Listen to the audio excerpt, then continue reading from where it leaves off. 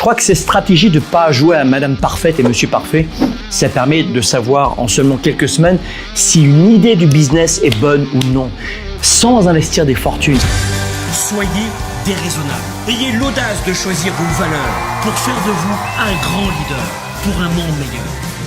Comment devenir un entrepreneur à succès? Ça nous est sûrement déjà tous arrivé de nous demander pourquoi en fait certains entrepreneurs réussissent en seulement quelques mois alors que d'autres passent leur vie à essayer de percer. Pourquoi certains font fortune financièrement, sont accomplis dans leur famille, arrivent visiblement à tout faire, alors que d'autres n'arrivent même pas à se verser un premier salaire ou encore même à payer leurs vacances. Beaucoup de gens pensent que c'est la chance. Je crois que la vie est plus une question de choix que de chance. On n'a pas le choix d'avoir un cancer, le choix d'avoir une entreprise parfois qui fonctionne moins en fonction de son marché, mais on a le choix de la réaction, de rebondir, d'être flexible. Je crois que tout cela n'est pas dû à la chance, mais plutôt au choix et aux stratégies, à l'état d'esprit, au mental. Celles et ceux qui s'en sortent ont une sorte de flexibilité mentale, voyez. Presque tous les entrepreneurs superstars ont réussi en suivant à la lettre plusieurs principes. En 2011, il y a un livre qui a révolutionné la manière de faire du business, ça s'appelait The Lean Startup. Et c'était la première entreprise de l'auteur Rick Rice. Ça fut d'ailleurs un total désastre.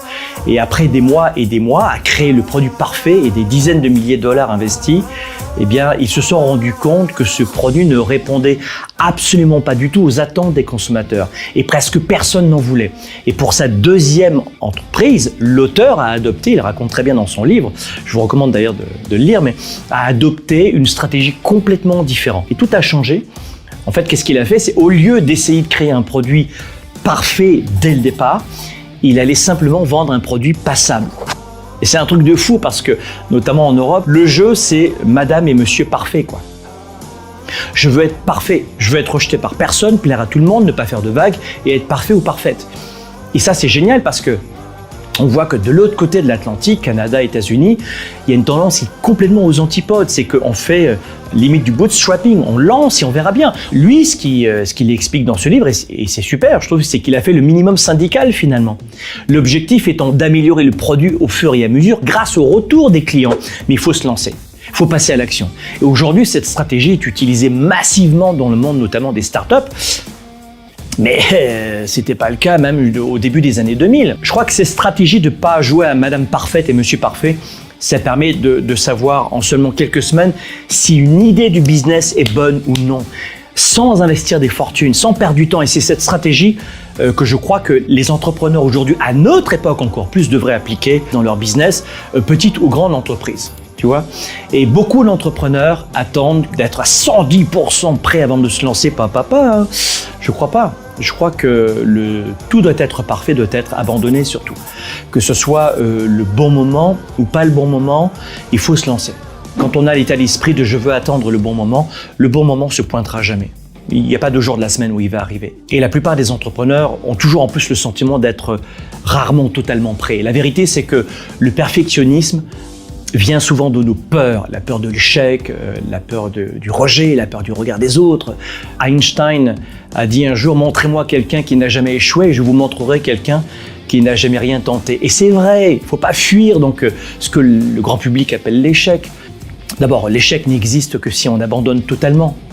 L'échec, c'était un point final. C'est plus des illusions, des revers. Mais on va tous avoir des revers encore et encore. Donc, autant y aller, il ne faut pas attendre. Et je crois que c'est grâce à la déception, aux mauvais coups, qu'on peut apprendre. Et qu'on apprend aussi, pas uniquement des bons coups, mais des mauvais coups également. Mais il faut faire d'une déception notre meilleur ami, finalement. Il ne faut pas attendre que tout soit parfait pour se lancer. Il faut se rappeler que l'échec et la déception, le mauvais coup, le creux de vague est complètement temporaire.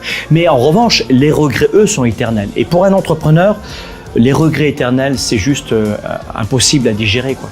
Je veux me prendre une claque, j'y vais, j'avance et je me relève. Je crois qu'il y a bien trop de personnes qui repoussent toujours leurs rêves pendant des années et des années. Après, pour se dire « Ah, si je l'avais fait, ah, si j'avais su ». Non, non, les grands leaders, ils agissent vite et ça, c'est le premier point. Je vais vous donner une petite anecdote de ma toute première entreprise quand j'avais 11 ans. Oui, j'ai commencé jeune.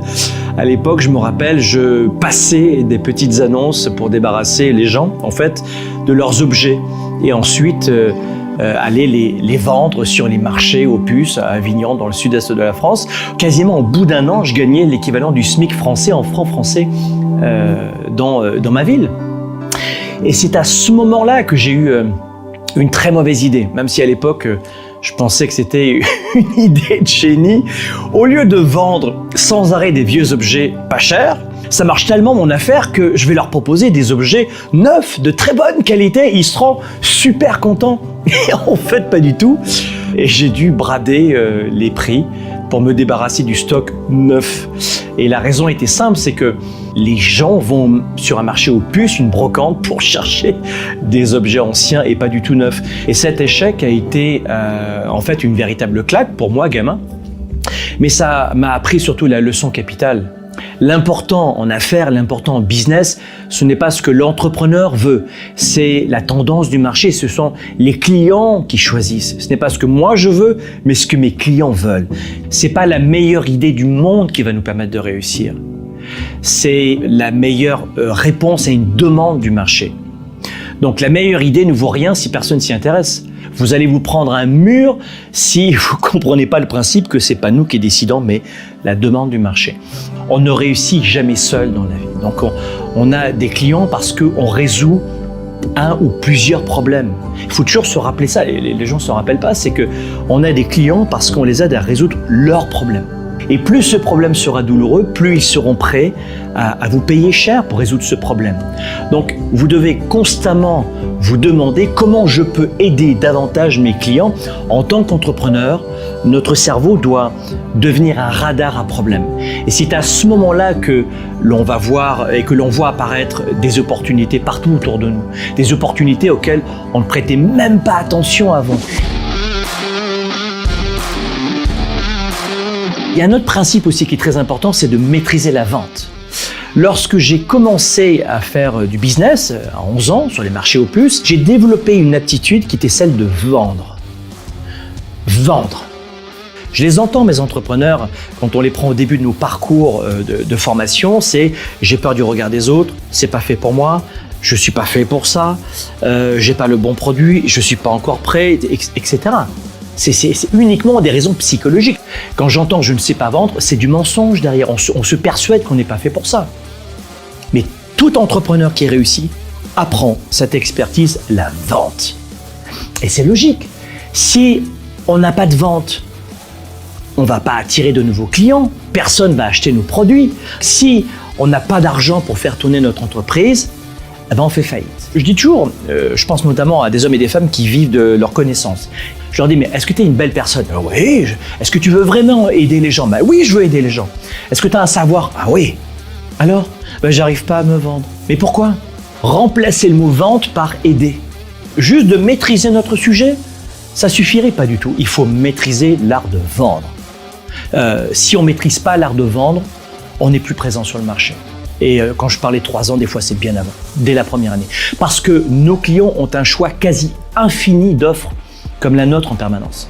Savoir vendre, c'est la compétence numéro 1, la première compétence que tout entrepreneur devrait avoir. Et comme toute compétence, je vous l'ai dit, ça s'apprend. Personne ne naît vendeur. On a tous une propension à demander « Maman, je veux cette glace, boum, paf !» Et si je ne l'ai pas, je pleure, d'accord, allez, je te la donne. On a une propension à demander, mais ensuite il faut rajouter, quand on est adulte, de la stratégie, de l'expertise avec les bonnes méthodes. Et en seulement quelques semaines déjà, on peut décupler notre chiffre d'affaires juste en vendant mieux nos produits ou nos services.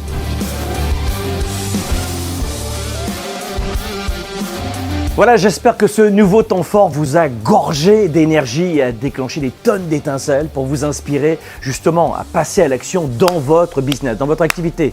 Mais avant de partir, j'ai un livret digital que je souhaite vous offrir. Ça va vous accompagner, vous aider, notamment dans le développement et la croissance de votre activité. J'utilise notamment ce livret moi-même tous les jours dans mes entreprises. On l'a intitulé tout simplement 25 questions stratégiques pour développer votre entreprise. Vous savez, votre capacité à penser, à planifier et à agir de manière stratégique va affecter vos ventes et la rentabilité de votre activité plus que toute autre chose que vous ferez. Une idée égale de l'or pour un entrepreneur. Et très souvent, un seul changement, ça peut entraîner une différence majeure dans vos résultats. Et ça, vous le savez. Justement, ce livret digital que je vous offre maintenant va vous aider à faire la clarté sur ce que vous devez faire dans une heure, dans un mois, dans un an, plus de vision. Pour l'obtenir gratuitement, dès maintenant, c'est simple, cliquez sur le lien.